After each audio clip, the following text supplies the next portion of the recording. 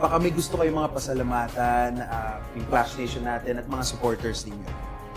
Ako muna, pinapasalamatan ko yung mga sumusuporta po sa akin, lalo na po yung partner ko, syempre yung mga relatives namin, yung mga naniniwala sa akin, yung boss ko, yung lahat po ng mga drag queens ng OVAR Philippines. Thank you very much sa boss ko, kay Daddy Mon, and kay Sir JR Kagimbal. Thank you very much po. And sa lahat po na naniwala at maniniwala po sa akin, at maraming salamat in advance.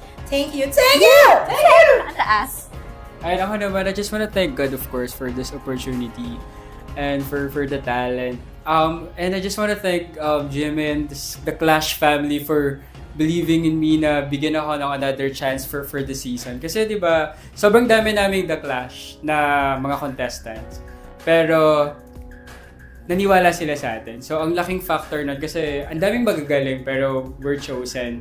And I just want to thank, of course, my loved ones for supporting me in this new journey of me.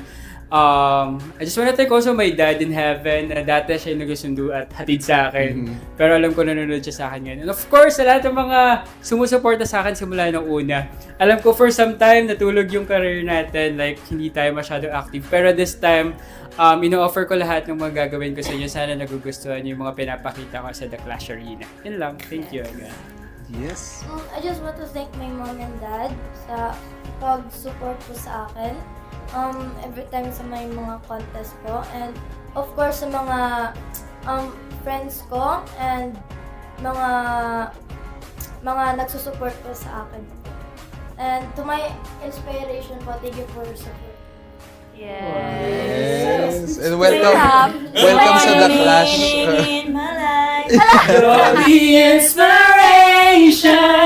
Tama na ba? Okay na. Congrats guys. May pa-song number pa silang tatlo. Oo.